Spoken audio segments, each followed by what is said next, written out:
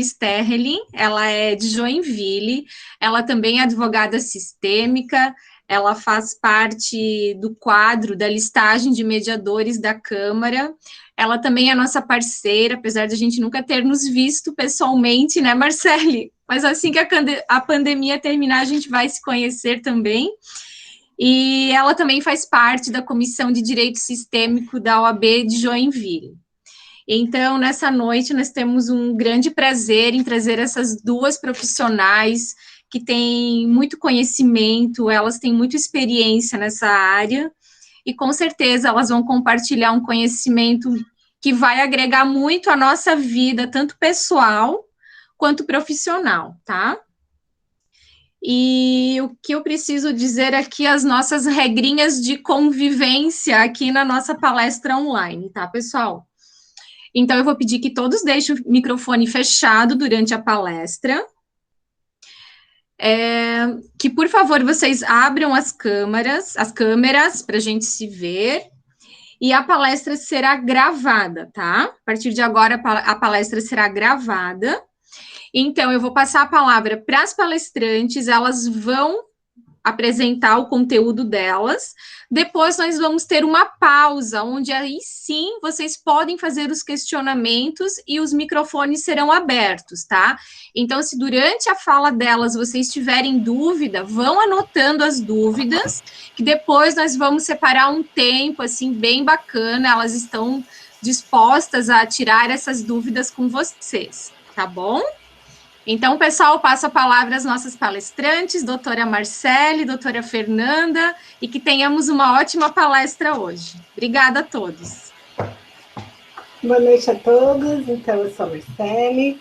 Eu queria dizer que quem quiser ir anotando as perguntas no chat também pode, porque depois a gente olha no chat, né, o que for surgindo e a gente responde no final. Bom, então... Boa noite, eu sou a Fernanda. E vamos iniciar, Marcele? Sim. Começa, por favor. A gente tinha pedido para deixar as câmeras ligadas, porque, assim, pode parecer estranho, mas, assim, a gente consegue se conectar mesmo online. Até eu estou tendo ainda algumas aulas da pós-direito sistêmico e vou dizer que a gente, até exercícios que são feitos e tal, a gente consegue sentir, então é bem melhor se a gente puder ver vocês.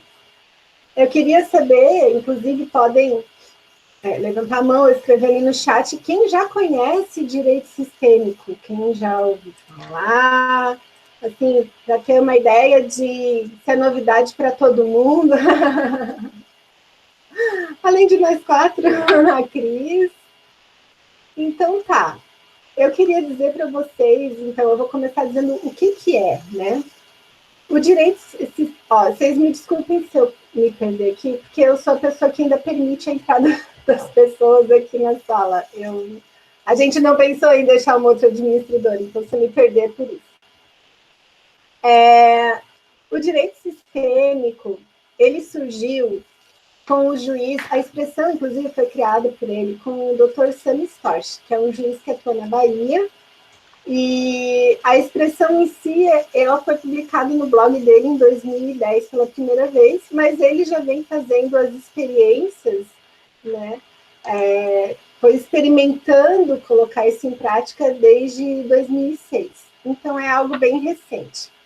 Eu posso dizer para vocês o que não é direito sistêmico, né? Não é um novo ramo do direito, é um novo olhar, né, para os conflitos através das ordens do amor de Bert Hellinger, que também, as ordens do amor também são conhecidas como leis sistêmicas, mas até o pessoal da Hellinger-Schule fala que prefere que utilize a expressão ordem, porque lei parece algo que é obrigado a ser cumprido, mas ordem é algo que não é a ordem de você deve fazer isso, é a ordem de colocar no lugar, cada um no seu lugar, colocar em ordem.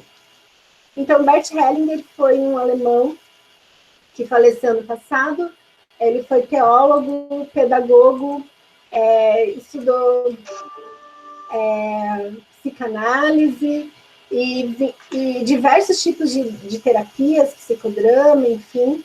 E ele desenvolveu o que hoje a gente conhece por constelação familiar, mas que em alemão a escola Hellinger chama de Familienstellen, né? Algumas pessoas podem ter ouvido já falar Familienaufstellung, mas a expressão do Bert Hellinger mesmo, do que ele desenvolveu, porque outras pessoas já usavam a constelação como método terapêutico, o que a gente conhece hoje de mais moderno, digamos, a última versão, eles chamam de Familienstellen. Eles, né? Hellinger, assim. E então esse juiz foi estudar as constelações para ele mesmo, né? Porque a gente começa nesse estudo para autoconhecimento, para colocar algumas coisas no lugar no nosso próprio sistema familiar. E ele se deu conta que, enquanto juiz da vara da família, ele podia começar a fazer isso nos processos que ele tinha lá. Porque ele percebeu que uma sentença, ela não resolvia os conflitos, né? Não botava fim, resolvia um processo, beleza, mas só que aquelas mesmas partes voltavam reiteradamente, enfim, fosse para executar os alimentos, fosse para regular novamente a visita, né? Vocês, imagino que a maioria que atue na vara da família, não sei pelo tema, né? Eu suponho, mas vocês sabem que, assim, as pessoas voltam, porque aquela situação não fica bem resolvida. Então, ele começou a experimentar fazer convites, né? Selecionou alguns processos meio parecidos e convidou, então, as partes para participarem de um encontro em que ele ia fazer constelações, mas ia explicar o que era, enfim. Inclusive, tem uma reportagem sobre isso que saiu no Fantástico, a gente pode até compartilhar o link com vocês depois, que explica melhor e dá para ver, né? Tem algumas cenas e daí tudo que é visual fica mais fácil de perceber. Mas o direito sistêmico, então, seria o uso das constelações no judiciário? Não, não é isso apenas. Não é só isso, não se resume a essa técnica, porque é muito mais do que isso. A constelação é mais do que simplesmente o ato de constelar. Trata da postura do profissional. Então, a postura do profissional do direito, quando ele vai atender os seus clientes, e já na fala do cliente, aquilo que ele vai contando, ele se dá conta do que está fora da ordem. E eu estou aqui falando ordem, quais são essas ordens do amor? E aí eu passo a palavra para a doutora Fernanda, que vai nos explicar, então, as 3 ordens do amor. Boa noite. Então, eu vou pegar o gancho da doutora Marcele, que ela falou sobre a diferença, né? Uns falam leis do amor, outros ordens do amor. E por que a gente prefere ordem e não lei, né? Isso foi promulgado? Quem que criou essa lei? Na verdade, o Bert, ele foi observando e percebeu que isso era natural, que isso acontecia. Gostando ou não, elas atuam. E a gente pode comparar com a famosa lei da gravidade, né? Eu gostando dela ou não, se eu me atirar do 10º andar de um prédio, ela vai atuar.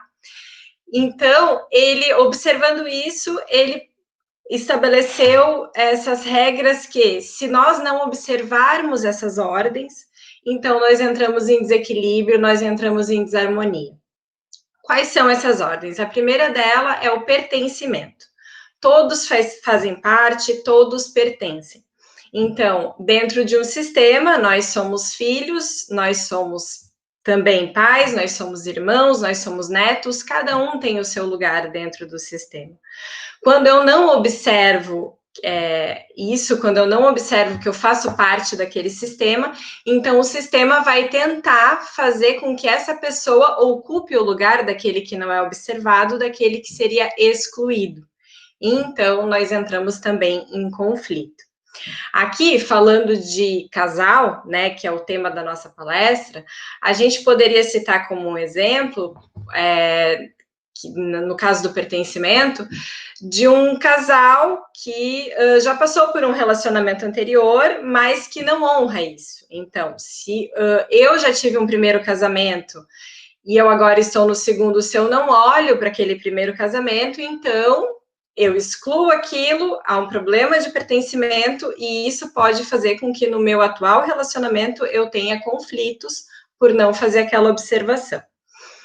A segunda lei, então, seria a hierarquia. O que é isso? Aqueles que vêm antes têm precedência, eles não poderíamos dizer que valem mais, mas eles, digamos, eles têm prevalecimento sobre aquele que vem depois. Então, assim como quando o meu pai ou a minha mãe falam, né, eles vieram antes, eu baixo a cabeça, o mesmo acontece entre irmãos, né? Aquele que é mais velho, ele vai ter uma preferência sobre aquele que veio depois. E na relação de casal, aí há uma situação um pouco diferente, porque eu não tenho hierarquia entre um casal, entre um marido e uma mulher, né? Os dois se equivalem, mas eles vêm dentro de uma hierarquia dentro do sistema deles e eles se unem ali como casal, como iguais, certo? E se eu não observo isso, então eu começo a entrar em desequilíbrio no relacionamento. Principalmente depois que começam a ter filhos, se eu não olho a hierarquia dentro do casamento e saio do meu lugar, então pode começar uma série de conflitos que depois eu e a Marcele vamos conversar com vocês. E a terceira lei é a lei do equilíbrio. Dar e receber, a troca nas relações, né? Tudo aquilo que a gente faz e gosta de receber de volta. Isso daí gera uma série de desequilíbrios ou não, dependendo da postura que você tiver, porque vamos imaginar em qualquer relação, não só entre casal, né? Quando eu dou um presente para uma pessoa, pode ser um amigo, um colega, a pessoa recebe e pensa, puxa, eu vou dar algo de volta para ela, né? E enquanto você não retribui aquilo que você recebeu, é como se você ficasse em dívida com aquela pessoa. E a pessoa, por outro lado, também espera que aquilo que ela fez seja retribuído de alguma forma. Então, quando a pessoa retribui aquele presente, então todo mundo fica mais leve e a coisa vai andando e acontecendo. Na relação de casal, ela não é diferente, só que ela tem um plus, ela tem um amor envolvido. E esse amor, ele tem um papel fundamental nas relações de dar e receber e de equilíbrio. Porque quando eu recebo algo do meu parceiro com amor, para compensar aquilo, eu vou fazer algo mais legal, para mostrar para ele que eu amo ele tanto quanto ele me ama. E assim, um vai fazendo sempre mais pelo outro e o amor o relacionamento cresce, se cria uma cumplicidade e aquele amor frutifica, desenvolve. E o mesmo acontece quando o meu parceiro faz algo de ruim para mim. Então eu fico muito chateada. Mas se eu falo assim, não, meu Deus, ele é o amor da minha vida, eu perdoo ele por tudo que ele faz. Então, cada vez mais a relação vai ficando em desequilíbrio. Eu me torno uma santa, afinal, eu perdoo tudo que ele faz, e o meu parceiro se torna uma pessoa horrível e aquilo para ele fica pesado, porque afinal ele é muito ruim e eu sou muito boa. Então, desequilibramos. Mas se eu tenho amor, então eu penso, ele fez isso para mim, mas eu ainda quero permanecer nesse relacionamento, eu vou fazer algo ruim para ele também, mas um pouquinho menos ruim do que ele me deu. Afinal, eu amo ele muito e eu não vou ser tão malvada assim. Então, automaticamente, eles começam a se olhar e eles podem, então, voltar a se equilibrar e ter uma relação harmônica. É assim que funciona o dar e o receber. Certo? Marcele, tens algum exemplo aqui para a gente poder fazer o pessoal visualizar melhor como funcionam essas ordens? Sim. Eu queria só acrescentar algumas coisas que eu fui lembrando enquanto tu falavas. Vocês podem se perguntar assim, tá, mas e por que entre homem e mulher não tem hierarquia, né? Porque os dois chegaram ao mesmo tempo nesse relacionamento. Ninguém chegou antes. Para existir o casal, o homem e a mulher chegaram ao mesmo tempo. Então, por isso não tem hierarquia. Ninguém chegou primeiro, né? Porque a hierarquia é a ordem de chegada, né? De antiguidade, digamos assim. E também é importante lembrar, que a Fernanda também falou, o relacionamento de casal veio antes dos filhos.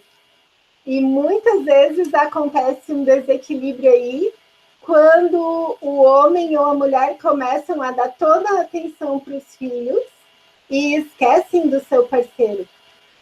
Mas quando a mãe ali, o bebê nasceu, a mãe tem que amamentar, o bebê depende dela para sobreviver. Sim, até os 2 anos isso vai ser, essa simbiose ali, né?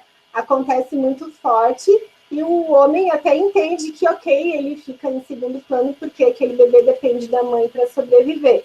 Mas, fora isso, o restante da vida daquela família é sempre bom ter em mente que o relacionamento de casal vem primeiro. E vocês podem observar que, sim, quando o homem ou a mulher acabam dando atenção só para os filhos e esquecem do seu próprio relacionamento, isso vai gerar um conflito. E pode até ser estranho, que a gente não está falando de filhos, mas é a criança, às vezes, que vai mostrar que isso não está funcionando. Né? E aí, um exemplo, então, né? Ali tu tinhas falado, Fernanda, no final do equilíbrio entre dar e tomar, e eu gosto de deixar claro, porque às vezes é difícil de aceitar assim, então eu tenho que ser vingativa, eu tenho que fazer algo de ruim para ele. Não precisa fazer algo de ruim para retribuir. Tu pode simplesmente deixar de fazer, tu, né? Eu falando aqui como se todo mundo fosse casado, mas enfim, algum relacionamento, né, em algum momento, porque isso, antes de mais nada, serve para nós, né? Serve para todos os nossos clientes, sim, mas para nós também. Então, a gente, digamos assim, que o combinado é que um cozinha e o outro lava a louça, né? E você quer, digamos, fazer algo um pouquinho pior do que ele fez? Eu ia cozinhar, mas quer saber? Hoje cada um por si, cada um faz a sua janta. Pronto. Ou entendeu? Faz a comida que não gosta, né? Faz a comida que o outro detesta. A sua preferida, mas sem pensar no outro. Isso daí já vai reequilibrando a relação, entendeu? Porque como a gente quer manter o casal junto, a gente quer que tenha um equilíbrio positivo. Porque se tu revidar na mesma moeda ou fizer algo pior, vai ter um equilíbrio negativo. E daí essa relação vai acabar, né? E também na questão do equilíbrio, tem gente que fala assim, né? Tem cliente que chega, meu Deus, mas eu fiz tudo para ele, eu fazia tudo para ele, eu larguei mão da minha vida profissional para cuidar dos filhos, eu vivi para esse casamento e agora ele me trocou por outra, né? Por que não consigo entender por que isso aconteceu? Primeiro, é bom lembrar que, assim, em qualquer relação, não só de casal, se um dá demais, fica muito pesado para o outro. E às vezes ele não tem chance de retribuir, às vezes a mulher nem permite assim, que faça nada, ou às vezes por algum outro motivo, sei lá, a pessoa já está dando tudo que ela pode, ela não consegue dar além daquilo, e fica pesado. E às vezes quando fica pesado, então a pessoa sai da relação. É importante observar que as pessoas dão aquilo que elas têm, mas não necessariamente o outro está preparado para receber tudo. Então, você tem que observar a medida do outro, né? Eu dou, eu recebo, mas quanto que o outro permite isso? E aí você encontra o equilíbrio da troca. Muitas vezes eu até tenho mais para dar, mas se o outro não quer receber tanto, eu dou um pouquinho menos e eu mantenho o equilíbrio nessa relação. É isso mesmo. E aí, eu não sei, assim, se vocês quiserem já ir compartilhando, assim, algum caso prático ali no chat, para que a gente possa olhar para isso e ver, assim, o que será que podia estar em desequilíbrio, né? Eu vou colocar um exemplo de um caso que eu atendi, enquanto vocês pensam aí, ou algo que já tenha vindo à tona, né? Um senhor, tá? Ele faz 80 anos esse ano. Ele me procurou ano passado porque ele queria o divórcio. Mas aí o motivo pelo qual ele queria, né? A primeira vez que a gente se encontrou, ele falou que era porque ele estava cansado das dívidas da esposa, cansado de pagar, só pagar, e ele não queria mais isso, eles já estavam no fim da vida, e ele queria poder viver em paz o restante dos anos que lhe resta. Só que, assim, conforme a gente foi conversando nos demais atendimentos, ficou claro que naquela situação ali envolvia o filho, um dos filhos deles, o filho mais novo. Porque a mãe se endividava para ajudar esse filho mais novo. Eles já tinham, assim, já tinham dado apartamento para esse filho, já tinham feito de tudo. Eles se endividavam, eles pagavam. Então, assim, ele falou que estava cansado disso. Já tinha conversado com a esposa várias vezes. E, assim, ao longo de muitos anos, como vocês podem imaginar, o filho já tem uns 40 anos aí, então faz muito tempo que eles fazem isso. Só que ele foi conversar com a esposa e falou assim, chega, né, ele é adulto. E assim, adulto vai para a vida, né, não pode depender dos pais a vida inteira. E ela falou, não, eu quero continuar ajudando, ele é nosso filho. E, inclusive, a casa onde eles moravam, né, tinha uma sala na frente, que é uma sala comercial que o filho estava usando para trabalhar. E cada vez que o meu cliente chegava em casa e via aquele filho, ele ficava com raiva, ele não concordava, daí já não dava certo, né? Já chegava discutindo com a esposa, enfim. Ali a gente podia observar, assim, muito claramente que, além de tudo, porque assim, é sempre bom lembrar que eu sou 50% responsável por tudo que me acontece. Então, assim, por mais que o cliente venha para a gente, que não foi o caso desse, mas muitas vezes acontece isso, né? Que venha para a gente na postura da vítima, de coitadinho, né? Tudo é culpa dele ou dela. É sempre bom lembrar que ele fez algo para que chegasse naquela situação e contribuiu para aquilo. E ali, naquele caso, a gente observa um terceiro fator, né? Que seria esse filho que estava fora do lugar de filho, exatamente no meio do relacionamento do pai e da mãe, porque daí eles sempre, então, concordavam com tudo que a mãe falava, protegia a mãe, jogava a mãe contra o pai, porque o pai não podia estar fazendo isso, né? Então, assim, o filho que acha que sabe melhor do que os pais o que eles devem fazer, está se sentindo maior que os pais e está fora do lugar. E se os pais permitem, no caso essa mãe estava permitindo, influencia completamente no relacionamento de casal. Aí você vê bem quando há uma digressão da ordem da hierarquia. Né? O pai não estava sendo respeitado e a esposa não respeitava esse marido como igual, né? Ela não considerava as opiniões dele na criação do filho. Então, começou a desarmonia. É exatamente isso. Daí, assim, mas então, trazendo esse olhar sistêmico, que é a proposta desse serviço que a gente está apresentando hoje, né? Então, assim, tem uma situação com o meu cliente e eu gostaria, então, de ver o que está fora da ordem, o que está por trás desse conflito, o que eu não estou percebendo que não está sendo dito, né? Trazer esse olhar sistêmico não quer dizer que todos vão viver felizes para sempre, né? O que vai acontecer, assim, é que tanto o advogado vai se dar conta de alguma situação, assim, que está oculta, quanto o cliente também. E daí, então, a partir desse conhecimento, de dar-se conta de que ocorre isso ali naquela relação, que é aquilo que causa o conflito, então, que passo que eles vão tomar, né? Tanto a parte quanto o advogado.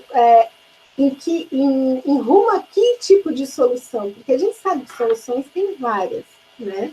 E não quer dizer que o advogado tem a melhor solução, mas através do advogado, o cliente vai ter as orientações técnico-jurídicas para, então, poxa, eu não tinha me dado conta que o que estava atrapalhando a minha relação era o nosso filho, né?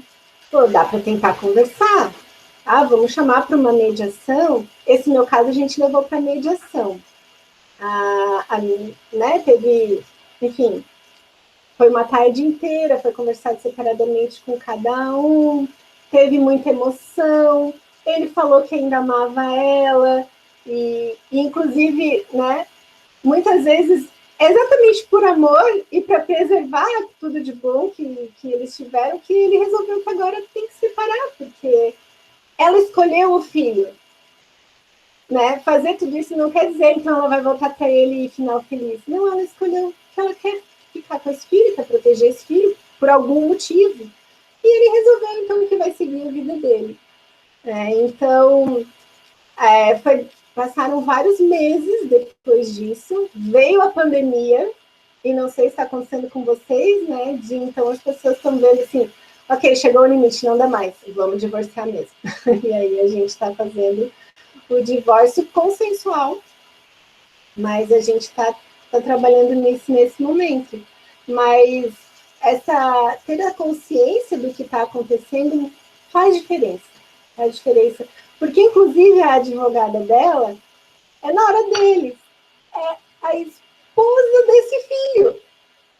E aí, quando acabou a sessão de mediação, ela veio falar para mim, nossa, mas não é assim, não é à toa que ele te escolheu para ser advogada, né?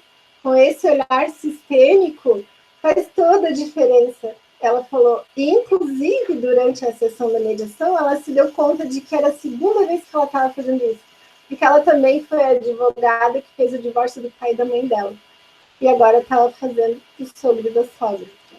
E assim, mas o que né, tem de mágico nisso? Gente, é a mudança interna, uma transformação. Ela ter se dado conta disso que ela falou no final, já fez com que ela se tornasse mais colaborativa para que a gente conseguisse fazer esse divórcio de forma consensual, sabe? Inclusive, ela ouviu coisas ali que ela falou, eu não sabia que tinha tudo isso envolvido. Eu não sabia que ele estava há tantos anos ajudando financeiramente o filho, que é o meu marido, né?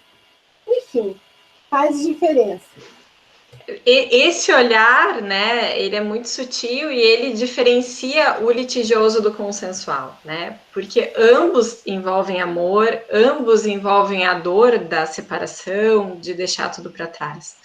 Mas quando você enxerga o que está atuando, então você ganha força para seguir o novo caminho. Muitas vezes você vê assim, mas e se ela fizesse diferente? Bom, mas muitas vezes ela não consegue fazer diferente.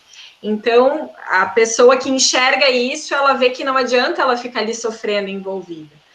O que grande parte das vezes acontece no litigioso? A pessoa não enxerga por que ela está ali, mas ela quer se manter vinculada àquele amor. Então, eu não libero o outro para seguir a vida e eu fico ali sempre brigando. Eu faço do processo uma forma de manter esse vínculo.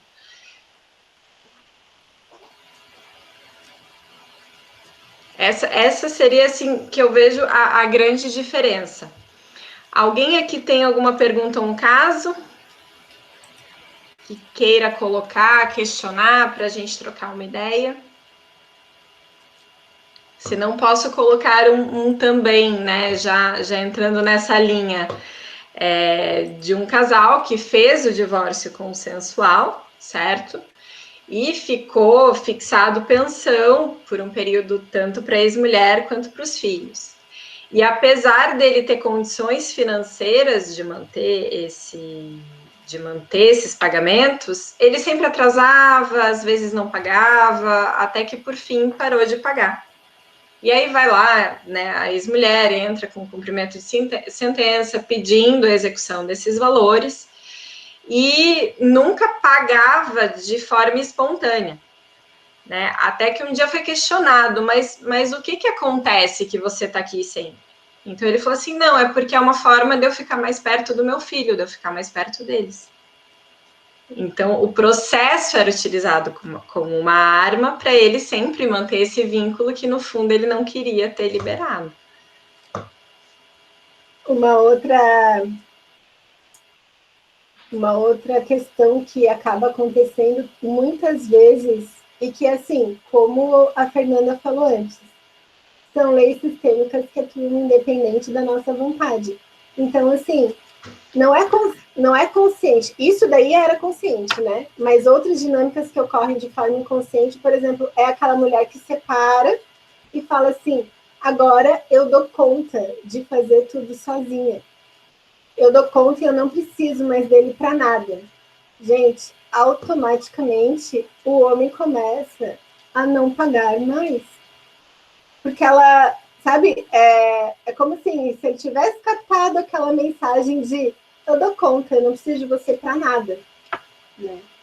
E muitos casos, assim, porque esse meu caso aqui é um relacionamento de casal que não envolve filhos menores. Mas quando envolve filhos menores, a gente nunca pode esquecer que o casamento acabou, mas a relação parental é para sempre, né?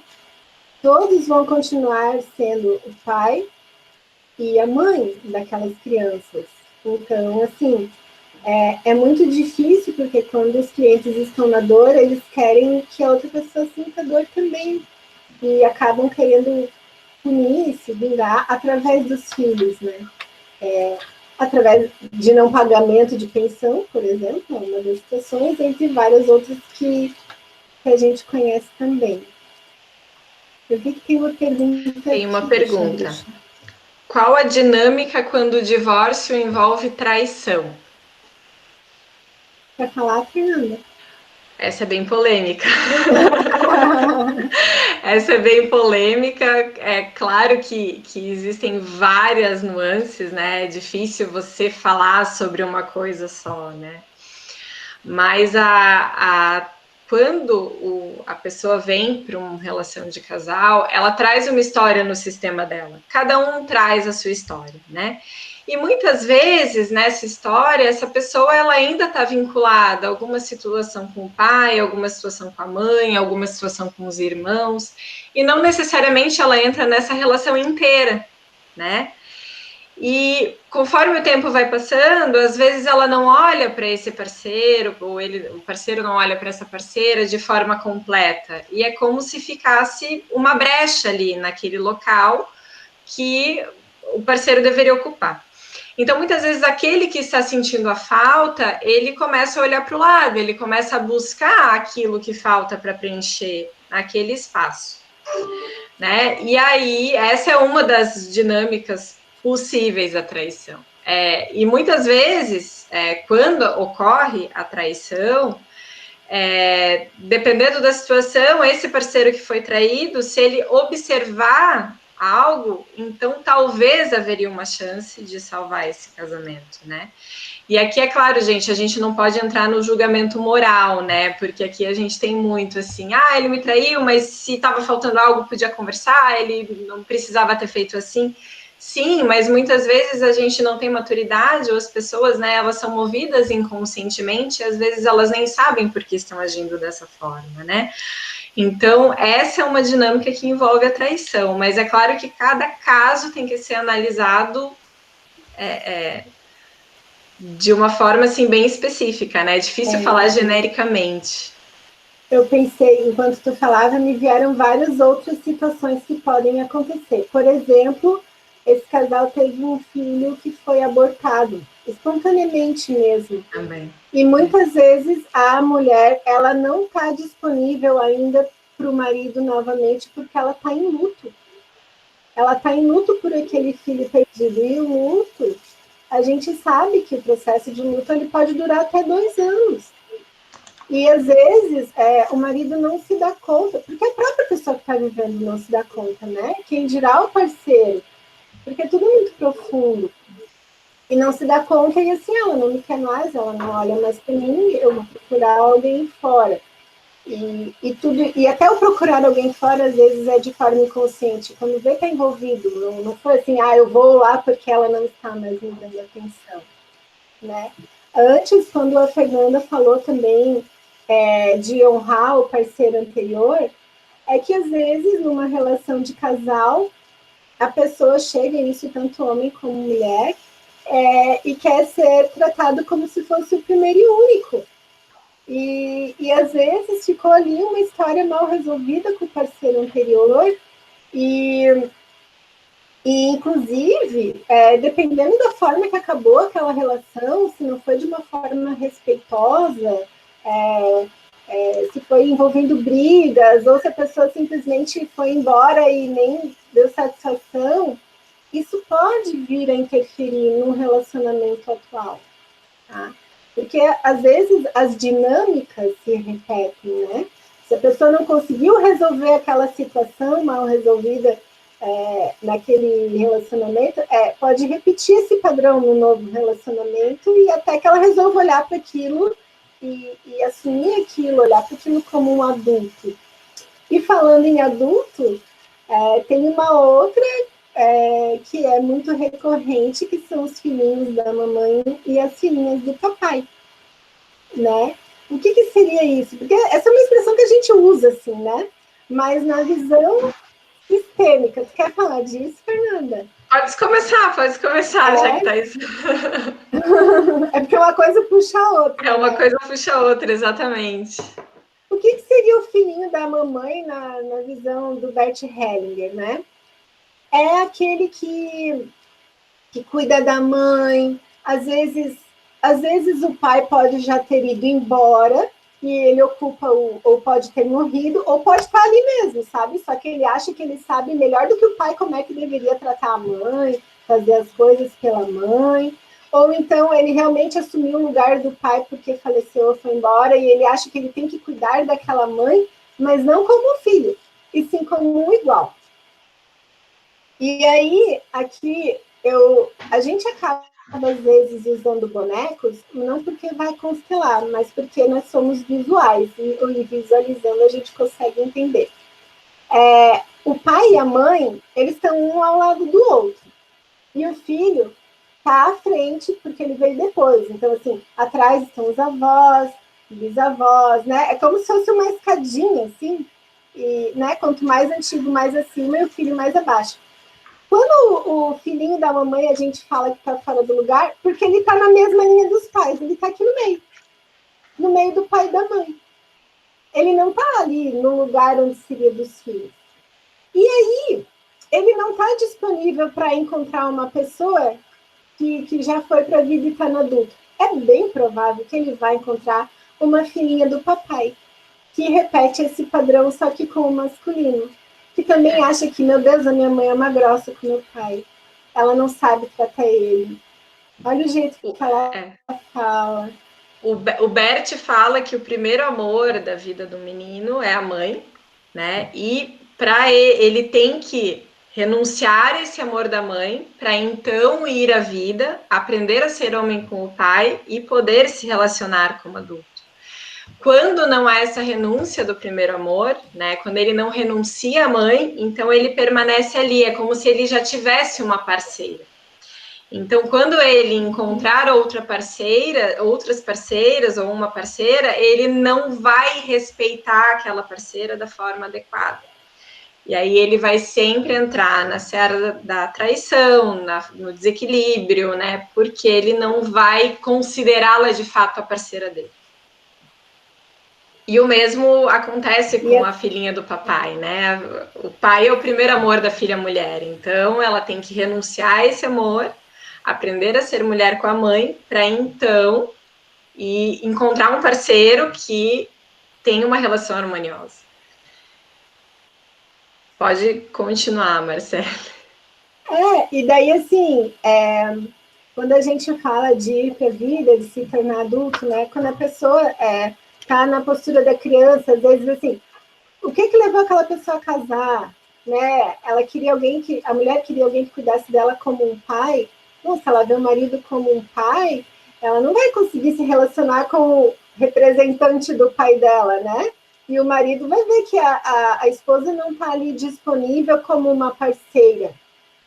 Às vezes tem homens também que procuram uma mulher para cuidar como se fosse a mãe, né? E daí também, se ela representa a mãe para ele, como é que vai ter uma relação saudável de casal?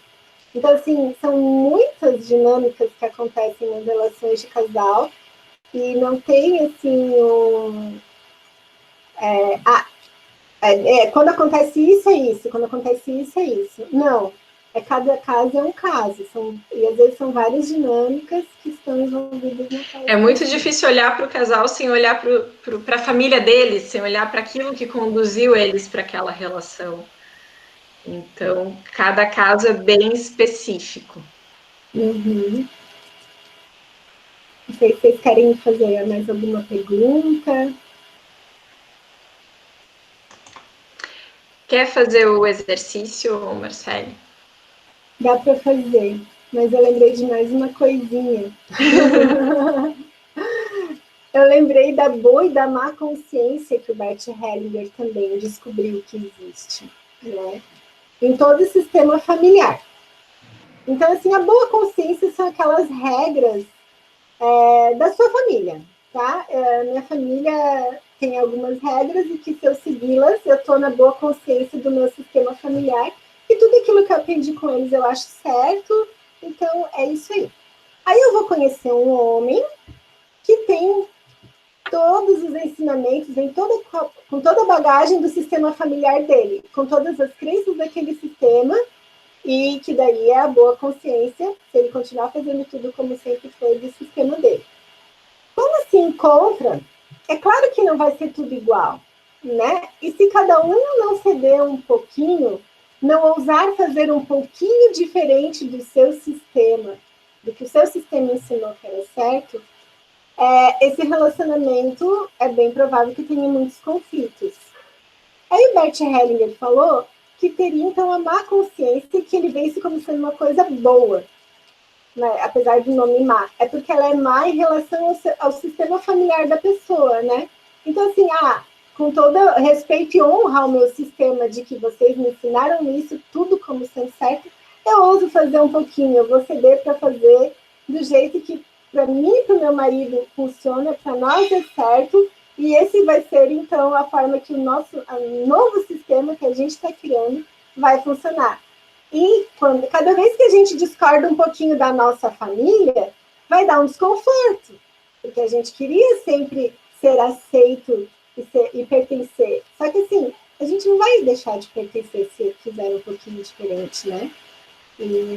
Só que é por isso que dá esse desconforto, assim, eu vou fazer uma coisa que é contrário ao que a minha família acredita como certo, mas é o que eu e meu marido, a nossa nova família, o novo sistema que a gente criou, acreditamos que é certo. E por isso a gente vai fazer um pouquinho diferente, cada um do seu sistema.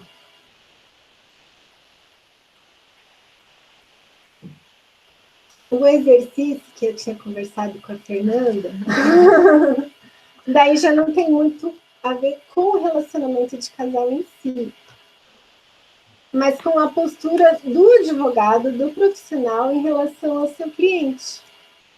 Ele é um exercício que a gente chama assim, um exercício sistêmico, para a gente perceber assim, de que forma que a gente olha para o nosso cliente e como que ele se sente quando a gente olha para ele desse jeito. Aí eu queria saber se vocês estão dispostos, se vocês querem experimentar. Qual que é a nossa ideia aqui, né? Nós, como advogados, também trazemos o nosso sistema, né? Como profissionais. Então, nós também temos, né, juízos de valor, princípios que nós consideramos certo, porque na nossa família sempre foi assim. Então, muitas vezes chega um cliente para nós com uma situação e a gente pensa, ai, nossa, que difícil, coitado, gente, eu não queria estar no lugar dele, que pesado. E o que isso faz com o cliente, né? E será que muitas vezes no nosso atendimento nós não insistimos para que o cliente faça algo que nós consideramos certo, que nós como advogados, olha, mas isso aqui talvez é melhor do que o que você está pensando.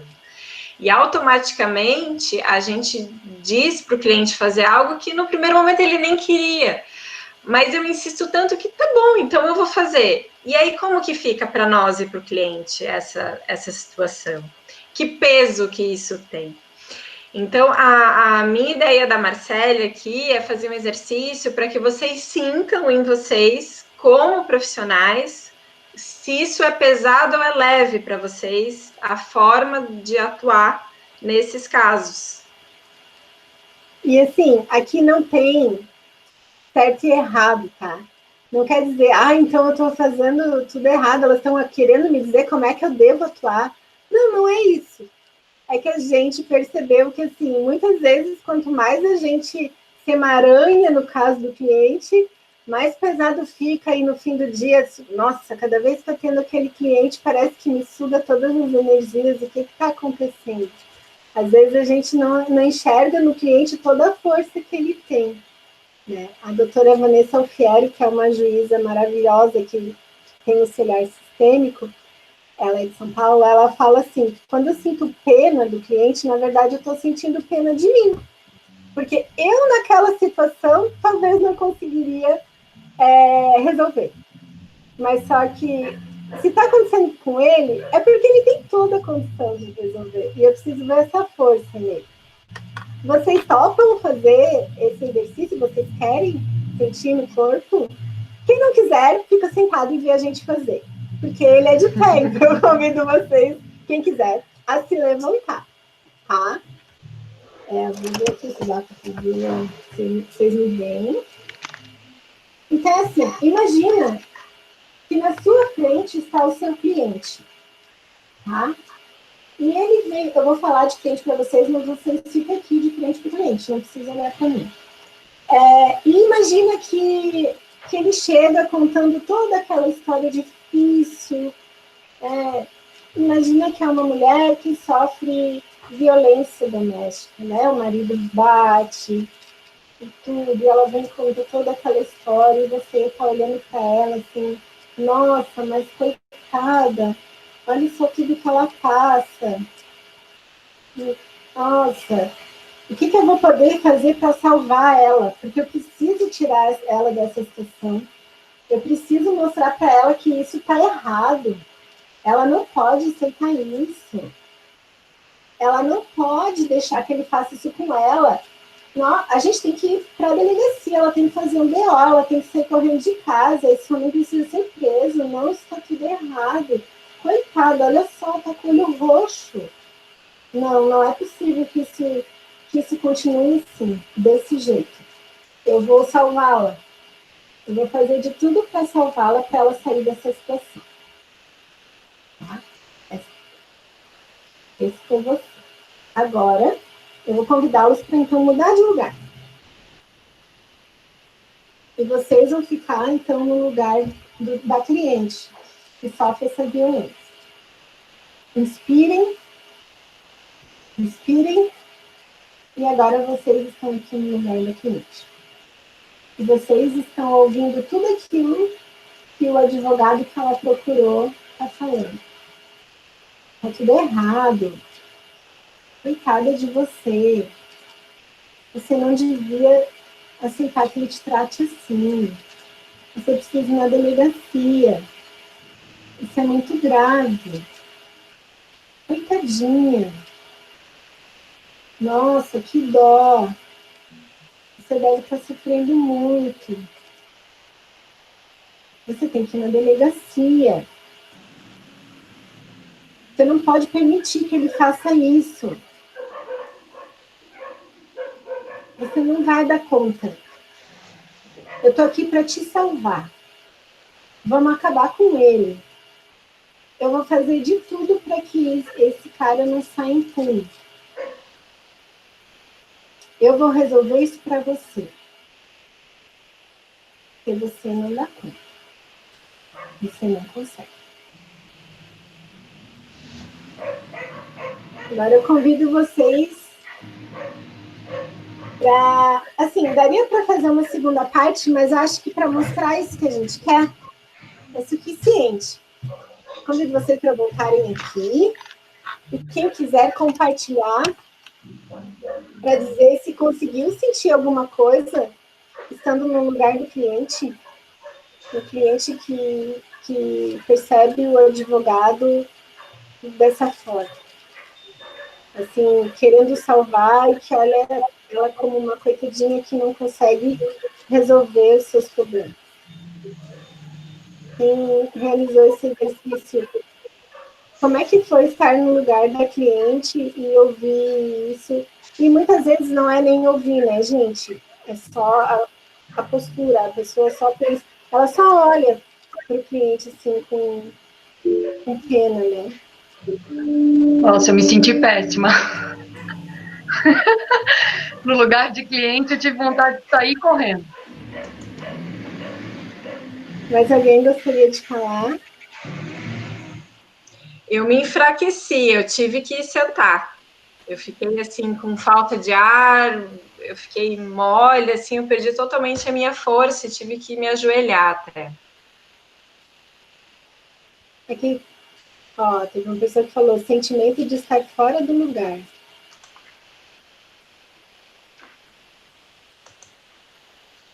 Bom, talvez vocês não queiram compartilhar, mas quem fez exercício é possível que tenha sentido isso. Fica pesado, né? Só observei, mas entendi a cliente encomenda. Porque assim, ó, a gente aprendeu, né, nesses estudos sobre o direito sistêmico, que o advogado, ele é o último que chega naquela relação, né? A relação do casal já existia e ele chega por último. Então, apesar... Ah, a Cláudia disse que sentiu desconforto. Apesar de ter todo o conhecimento técnico-jurídico que os seus, né, clientes não têm, quando ele vê o cliente como um coitado que não tem força, ele realmente fica sem força. E daí fica pesado para o advogado também, porque daí é como se só ele tivesse a resposta, né? O salvador. Tá, Marcelo, eu me dei conta de que eu faço isso. Porque, assim, gente, é óbvio que eu também fazia. A gente aprende isso na faculdade, né? A gente aprende que a gente vai estudar as leis para poder ajudar os outros, a salvar os outros, a resolver os problemas dos outros, porque eles não sabem como resolver. Mas aí eu aprendi, então, que a gente pode olhar para o cliente internamente só, não precisa verbalizar, né? Eu vejo a sua força, né? Você dá conta. Eu cheguei por último e eu tenho todo o conhecimento técnico jurídico para te auxiliar. A gente auxilia, né, o cliente a resolver. A gente não vai resolver tudo, porque se a gente quer resolver tudo, fica pesado para todo mundo. Ó, aqui o Fábio Machado fala... acreditar e lembrar da regra de 50%, concorrência para a corrida, ajuda a evitar isso em parte, né? Sim, porque se a gente resolve... se a gente quer resolver isso para o cliente, é como se ele não fosse responsável, né? Então, trazer o cliente para a autorresponsabilidade, assim, se ele chegou naquela situação, ele consegue sair dela. Ele sabe o caminho de volta, mas a gente conhece as leis, a gente conhece as normas, a gente pode dar as opções de como que seria, né, esse caminho de volta. Como que é o mais confortável? O que ele consegue fazer, né? Nós somos um canal de ajuda, né? Nós colocamos juridicamente as opções para o cliente e ele escolhe o caminho, né? O caminho que ele quer. E muitas vezes o caminho que ele quer não é o que nós escolheríamos, né? E às vezes a gente fala assim, mas tem certeza? Olha, por aqui tu podes ganhar mais. Não, o caminho, a escolha dele, porque ele que vai trilhar essa estrada.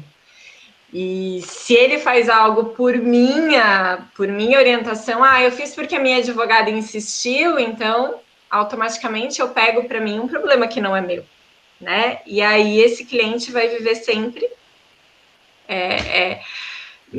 dependente de mim, né? Dependente de mim ou dependente de algum problema para sempre estar vinculado ao escritório. E aí, muitas vezes, pode acontecer de receber umas mensagens fora do horário, umas mensagens de áudio gigantes, assim, porque afinal, ela é minha advogada, minha salvadora, ela vai saber o que fazer com isso. A gente acabou de discutir, eu vou contar tudo para minha advogada que ela vai resolver, né? E exatamente. Isso é pesado, né, gente? Isso fica muito pesado para nós. Eu vejo várias pessoas concordando, porque sim, isso acontece com todo mundo. E assim, então a Marcela e a Fernanda conhecem isso não deve mais acontecer com elas. Não, é um exercício diário de lembrar o nosso lugar, porque assim, o nosso automático é querer salvar, é querer resolver, é querer fazer pelo cliente. A gente foi treinado a vida inteira para isso, né? A gente está num trabalho de desconstrução. Quando tem que dar um limite, dizer um não para o cliente, dá aquele desconforto, aquele mesmo desconforto da boa consciência, porque a minha boa consciência me dizia que eu tinha que fazer mesmo tudo por ele, mas agora eu vou fazer diferente, eu vou fazer o que é mais saudável para nós dois, eu vou dizer não. A Maísa perguntou aqui, né? Quando o cliente não reconhece seus 50% de culpa, né? Aí nós profissionais temos que nos posicionar não como pais do cliente, mas como advogado, né? Muitas vezes o cliente está procurando alguém que tome a culpa, né? Muitas vezes o cliente ele é vítima e quando ele se enxerga só como vítima, então a gente, como vítima, aliás, a gente tem que tomar muito cuidado, porque daí ele está buscando aliados, ele não está buscando a solução do problema. Né? E se eu, como advogada, eu permito que ele faça isso, então eu me amaranho e eu, de fato, fico com toda a culpa, porque em algum momento ele vai olhar para mim e vai falar assim: você não é boa o suficiente, você não sabe tocar esse processo. Se eu estou nessa situação é por sua culpa, né? E aí você também, a gente como profissional fica se sentindo péssimo, fica se sentindo incapaz. E quando não é por aí. O problema é do cliente, foi ele que criou e como a Marcele já falou, ele tem tudo para sair dele, né? Ele sabe como sair. Então, nessas horas, a gente tem que ser firme. Uhum. O próprio Bert Hellinger fala, um dos vídeos dele, assim, né? Vem uma pessoa para constelar e a pessoa senta do lado dele e começa a reclamar de todos os outros terapeutas que ele já foi antes, né? E que nenhum resolveu o problema dele. Aí o Bert fala: eu não vou te atender, você pode levantar. Mas como não? Daí ele fala: eu vou ser o próximo que você vai tomar. Porque a pessoa, ela quer um responsável, ela quer outra pessoa para responsabilizar. É o que a Fernanda falou. Ele não quer resolver o problema, né? E aí a gente está sempre falando da vítima, né? E do Salvador, isso é o triângulo de Karpman. Na verdade, tem mais um personagem aí que é o algoz, né? E em todos nós a gente passeia entre esses três, sabe? Sem perceber. Porque a pessoa, por exemplo, o cliente chega na vítima, né? E aí, depois, se tu entra nessa do Salvador ali e tal, e no final não acontece o que ela queria, ela já se transforma no algoz, porque ela vai começar a cobrar de ti, mas como que você não fez aquilo? Não era isso que eu queria, e nananã. Então, assim, aí a gente vira vítima. Então, esse triângulo, assim, a gente passeia nele se a gente não ficar no nosso lugar, né, do advogado, do profissional que tem conhecimento técnico jurídico, mas que não é o salvador, né? Aqui, ó, mais difícil quando o cliente é membro da família do advogado. Sim, por isso que sempre se recomenda não advogar para parente, né? Até no começo, ali no exemplo que a Marcele deu, de que a nora fez né, o divórcio dos sogros, de que ela fez o divórcio dos pais, e olha como é pesado, porque daí ela tem dois papéis, né? Ela não é só advogada, ela também está incluída no sistema e aquilo reflete na vida dela totalmente. E aí ela não consegue atuar de forma isenta. Até porque, como membro da família, a gente acaba sabendo muito mais coisas, né? E muitas vezes não consegue ficar livre do julgamento e traz tudo isso para o processo junto. A Gabriela, geralmente, quando é da família, dá muito trabalho e não querem pagar honorários. Tem isso, né? Até porque pela questão assim, se não te veem como advogado, né? Se forem membros da família mais velhos do que você, por exemplo. Porque... E alguém começou a apresentar sem querer. É só clicar ali em parar de apresentar. Deixa eu ver se eu consigo parar aqui a apresentação. Aí, voltou. Voltou. Porque, ó, a gente falou do equilíbrio, né? mas existe uma única relação em que sempre vai haver desequilíbrio. É entre pais e filhos, né? Porque os pais dão e os filhos tomam. Os pais deram a vida e os filhos não têm como retribuir a vida para os pais. Só fazendo algo de bom com a sua própria ou tendo filhos. Então, quando é alguém no seu sistema que é hierarquicamente superior a você, é bem possível que ele não ache que ele deve te pagar, né? Por exemplo. Porque, enfim, ela não está fazendo mais do que obrigação. É só um exemplo, tá, gente? Não é regra. Mas, assim, que os pais dão e os filhos tomam, isso é regra. E por que a gente fala tomar, né? Porque tomar é um verbo ativo, que você toma. Você não simplesmente, tô te dando, recebe aí, né? Que você toma. Tem essa ação.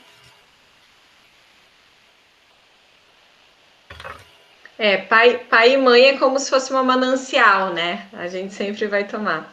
E o Bert fala muito que nós sempre pensamos que quando eles ficarem velhos eu vou devolver isso. Não, a única forma de nós compensarmos aquilo que os nossos pais fizeram para nós é tendo filhos, né?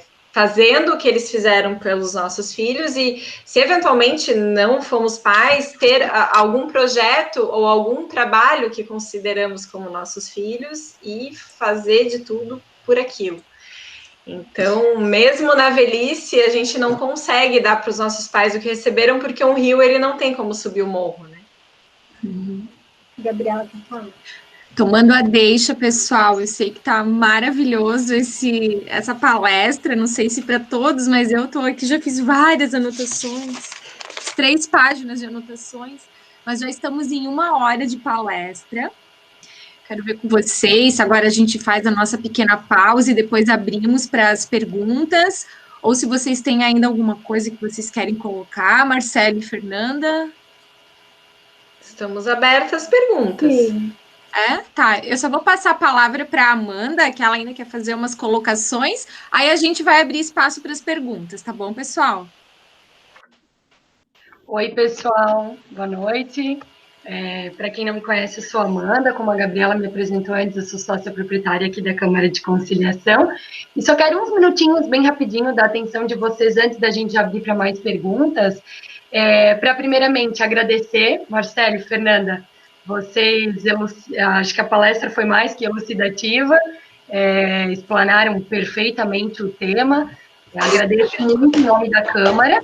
Queria explicar para vocês, pessoal que estão nos assistindo aqui, advogados, advogadas, que a Câmara de Conciliação de Santa Catarina, localizada em Timbó, ela oferece esse atendimento jurídico sistêmico aos advogados.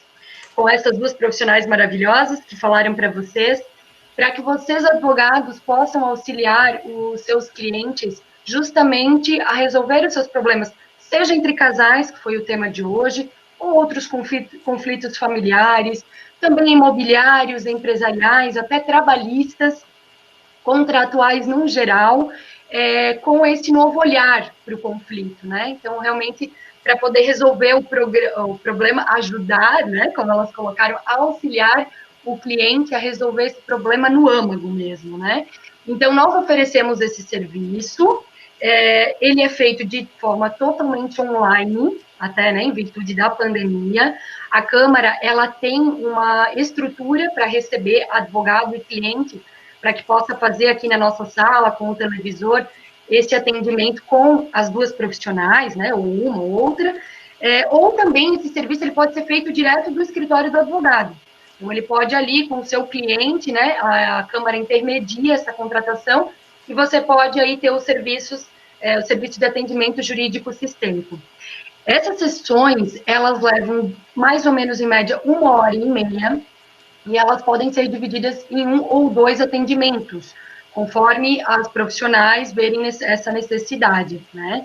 Também outro ponto relevante, pessoal, se o advogado precisar, é possível que a Câmara, inclusive, faça um termo de cessão desse atendimento jurídico sistêmico, para que possa, inclusive, ser juntado num possível processo judicial, né? Então, esse serviço hoje, ele está sendo ofertado aqui na Câmara, um valor promocional de pandemia no valor de R$ 300, que é pago no momento da contratação desse atendimento jurídico sistêmico.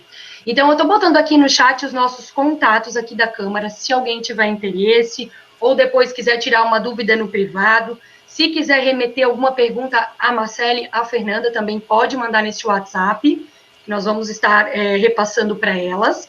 Gostaria de dizer para vocês que nós vamos mandar no e-mail de vocês, aliás, depois um material em PDF, com o que eu acabei de falar, e também com mais informações, também para tirar dúvidas. E no mais, então, agradeço imensamente a presença de todos nessa noite chuvosa, né, de terça-feira. Posso só fazer uma colocaçãozinha? Claro. Esse atendimento jurídico sistêmico, doutores, ele é sigiloso, tá? E como a Amanda falou, a Câmara faz um termo informando que houve o atendimento, mas o que foi falado no atendimento não é escrito, tá? Não é colocado. Então, é tudo, assim como a mediação, como a arbitragem, a conciliação, como todos os procedimentos efetuados na Câmara são sigilosos, a menos que as partes peçam para quebrar o sigilo, né? Então, em relação a isso, vocês podem ficar bem tranquilos que é tudo sigiloso. Exatamente. Então, é isso. A gente agradece muito a presença de cada um de vocês. Esperamos que essa palestra tenha aprimorado os conhecimentos dos doutores em relação ao direito sistêmico, ou que, enfim, tenha valido a pena, né, com alguma questão, com algum exemplo, e nos colocamos à disposição, se quiserem ainda abrir o áudio para fazer alguma pergunta de forma falada, ou se querem colocar ali no chat, ainda estamos aqui à disposição.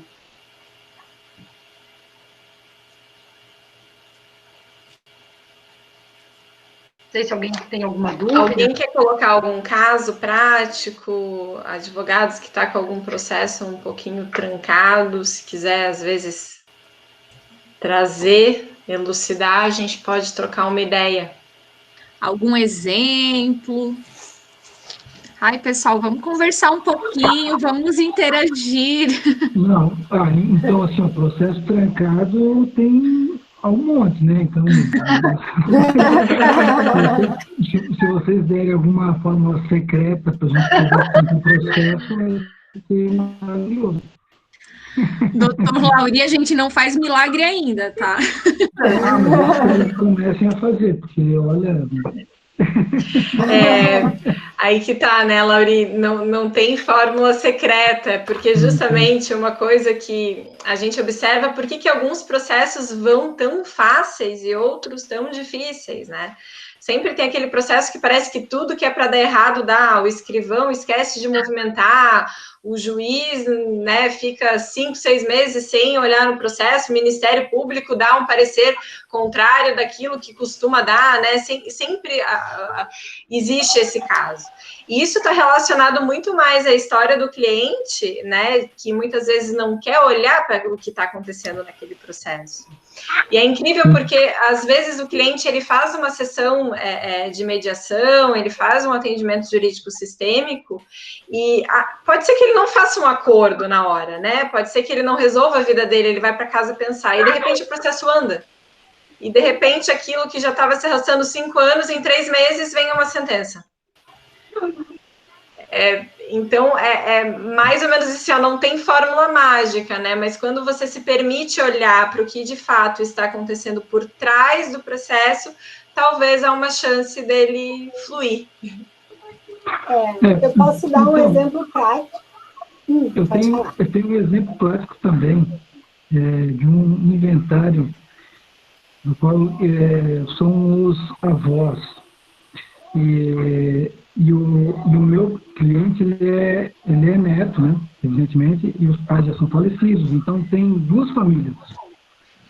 São esses avós já são falecidos, e têm 2 filhos, então são duas famílias, né, são 2 irmãos que já tiveram os seus filhos, mas que também já são falecidos. É um imóvel que já está se enrolando há muito tempo. Há vários anos já, os avós são falecidos há mais de 30 anos, os pais há uns 15, e hoje, entre os irmãos, entre os primos, há essa disputa. E, nossa, é um caso sério, que não consegue avançar quando a gente tenta ter uma conversa para poder solucionar. Uma hora esbarra com relação à questão da avaliação dos imóveis, hora pagamento de impostos, hora sempre tem um empecilho. Então, como a gente pode como a gente pode fazer para aproximar essas pessoas, a gente poder conseguir ter uma conversa mais produtiva com relação a isso? Não sei se consigo entender muito bem o meu exemplo. Eu entendi, mas é justamente nesse caso de inventário, né, que é algo que reflete em toda a família, a gente precisaria ter informações mais precisas, né, da história dessa família, do que aconteceu na história desses avós, né, dos filhos, dos netos. E aí vai parecer clichê, mas o atendimento jurídico sistêmico com membros dessa família seria uma possibilidade, né? Ainda que ele não aconteça com todos, porque nem sempre é possível, mas se um desses membros tiver interesse em observar isso, as coisas já podem começar a se movimentar. Às vezes talvez só o teu cliente, se ele quiser olhar para isso, né, é possível fazer esse atendimento com vocês dois, porque ele já contando um pouco da história da família, a gente ouvindo, já dá para perceber, às vezes, o que está fora do lugar, porque tem perguntas, né, que a gente acaba fazendo, assim, que a gente percebe, tem uma exclusão, às vezes um filho fora do casamento, é super comum isso, né, gente? Um filho fora do casamento que ninguém aceita que ele é herdeiro, mas ele é herdeiro, né? Mas aí o que eu vou fazer se o meu cliente também não aceita que essa pessoa é um herdeiro? A gente fala que nós, enquanto profissionais, então podemos acolher que essa pessoa também faz parte. Porque a gente não consegue mudar o outro, né? Eu não consigo fazer com que o meu cliente mude a postura dele, e muito menos todos os membros da família. Mas se eu, enquanto advogada dele, perceber assim, olha, essa pessoa aqui que você não está falando, quem que é, né, que está aqui no hall? E por que ninguém está olhando para ele? O que acontece aqui? É o filho fora do relacionamento. Estou dando um exemplo, né, gente? É hipotético. Mas então, ele faz parte, porque ele também é filho, por mais que não tenha tido. Enfim, vai toda uma conversa, mas que quando a gente inclui, a gente percebe, né? A gente aceita que faz parte. Isso é tem explicação de física quântica até, explicação científica, se quiserem, mas assim, não entrando nos detalhes do porquê que isso acontece, é fato que isso acontece, sabe? Ao invés de eu ficar reforçando a postura do cliente que, cara, esse herdeiro realmente ele não devia estar aí, ele está atrapalhando tudo, é por causa dele que isso não está andando, isso vai reforçar aquilo a ficar travado. E quando eu acolho, eu me incluo, pode ser que, né, comece a andar. Então, por isso que no atendimento mesmo, quando vocês vêm fazer o atendimento, a gente consegue conversando e o cliente trazendo a história e percebendo o que está acontecendo naquele processo em si, né? O inventário também tem que se observar muito qual que era a vontade daqueles que faleceram e deixaram o patrimônio. Porque é muito comum, né, eles terem uma vontade, mas nunca documentarem nada, nunca terem feito um testamento, nunca terem deixado isso, e a lei fala outra coisa, né? E aí o inventário não anda, porque é como se tivesse que ser pedido uma permissão para eles para fazer diferente do que eles queriam. Então, isso tem que ser analisado também. E, às vezes, quando chega nos netos, né, eles nem têm conhecimento daquilo, porque não sabiam o que os avós queriam. Afinal, não era problema deles, né? E lembrar que toda herança é um presente, né? E que nossos pais e avós não nos devem nada. Então, assim, a briga por algo que, na verdade, nunca nos pertenceu, né? O que move as pessoas a fazerem isso, né? Inventário é um tema que dá uma palestra. Podemos ver uma específica. Aqui tem, o Flávio está perguntando que sobre o viés do direito sistêmico aplicado ao direito de família, que a experiência de vida do próprio profissional é algo que vai interferir positiva ou negativamente em cada caso? Sim.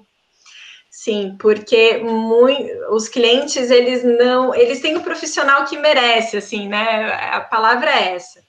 E muitas vezes, quando a gente se depara com um processo em que nós temos muitas dificuldades de conduzir, é porque há algo no nosso sistema que nos bloqueia ali também. Né? Então, todo cliente para o advogado, ele também é um presente, ele também é uma oportunidade de fazer com que você olhe para as suas questões familiares, e se você conseguir fazer isso com bastante maturidade, bastante respeito, você pode também estar fazendo uma constelação em cada processo que você atua. É algo bem, bem interessante. Porque o outro acaba sendo um espelho, né? Então, às vezes trazem coisas que a gente não quer olhar, que acontece conosco, e o cliente força a gente a olhar para aquilo, né? É tudo de forma inconsciente. Vocês entendem sobre o viés do direito sistêmico aplicado ao... Ah, foi isso que tu leu. Foi essa a pergunta. Mas tinha um em cima também. Quando oferecer ao cliente esse atendimento sistêmico? Justamente porque muitas vezes, como dito, ele não quer ver o que está acontecendo, né? Assim, não é necessário que o cliente esteja junto. Num primeiro momento, por exemplo, é possível fazer esse atendimento apenas com o profissional que está atuando no caso, porque daí o próprio, né, advogado vai poder perceber, assim, de que forma que ele está atuando ali, né? Ele vai poder, com a informação que o advogado traz para nós, a gente já vai poder ver a questão pela visão do advogado. Claro, se o cliente vier, ele vai vir com mais informações, né, sobre o caso. Digamos assim, é um atendimento sem o cliente pela ótica do advogado e o atendimento com o cliente pela ótica do próprio cliente, assim. Mas tem como ser sem o cliente no primeiro momento, a gente pode auxiliar, mostrar o que está acontecendo ali. Às vezes você pode, então, atender o cliente com esse novo olhar, com essas nuances, essas dinâmicas, né, tendo entendido o que acontece, e pode ser que ele aceite, pode ser que não seja mais necessário, enfim. Como eu falei, como a gente não muda o outro, né, a simples mudança da nossa postura já vai refletir, já vai ter uma mudança, né, enfim, na conversa com o cliente, em como vai se desenvolver o processo, nos próximos passos que vão ser tomados.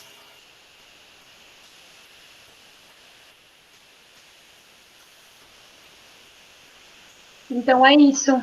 Alguém tem mais alguma dúvida? Mais algum questionamento? Também a gente permanece, né? Reitero que permanecemos à disposição ali no WhatsApp, nos telefones. Então, vamos encerrar a palestra de hoje. Não sei, Gabriela, quer falar mais alguma coisa? Eu quero agradecer novamente a todo mundo que participou, ficou essa hora e meia aqui conosco.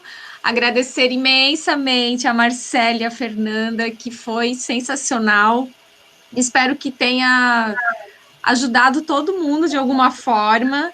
Eu, particularmente, eu sempre acho que essas lives, essas palestras, tudo que é de direito sistêmico acaba contribuindo para nós como pessoas e que acaba refletindo em nós como profissionais. Nós mudamos a nossa postura como pessoa, a gente passa a lidar diferente com o marido, com o filho, com a família, aí a gente consegue colocar isso no dia a dia para lidar diferente com os clientes e com os problemas que as pessoas nos trazem, que todo mundo aqui trabalha com problema. E tem dias que realmente é muito difícil, é muito pesado, e a gente ter esse conhecimento faz toda a diferença na hora de não misturar, de não se emaranhar ali no problema do cliente, né? E de também conseguir auxiliar a resolução dos conflitos, né?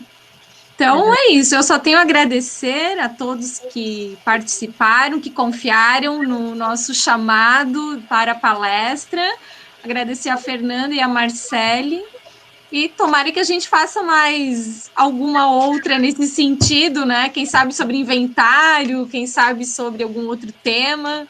É isso aí, acompanhe o nosso Instagram que a gente sempre publica lá. Isso. Tá?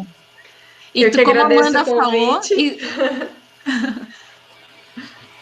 Pode falar, Isso. Fernanda. Eu agradeço o convite e estamos à disposição. Se o pessoal quiser outras lives, quem sabe sobre sucessões, a gente já tem aí uma tema. Verdade. Eu queria agradecer também a participação de vocês, é fundamental para que a palestra flua, até para saber dos interesses, das necessidades, né? Inclusive, assim, se quiserem no Instagram sugerir os novos temas ali na Câmara, daí a gente vai vendo o interesse e a gente pode ter novas conversas nesse sentido também. Com certeza. Então tá, pessoal, obrigada a todo mundo que está fazendo elogios aí no chat, estamos lendo todos com muito carinho. Uma boa noite para vocês e um bom resto de semana a todos. Boa noite, Boa pessoal. noite. Obrigada. Tchau, tchau. Boa noite.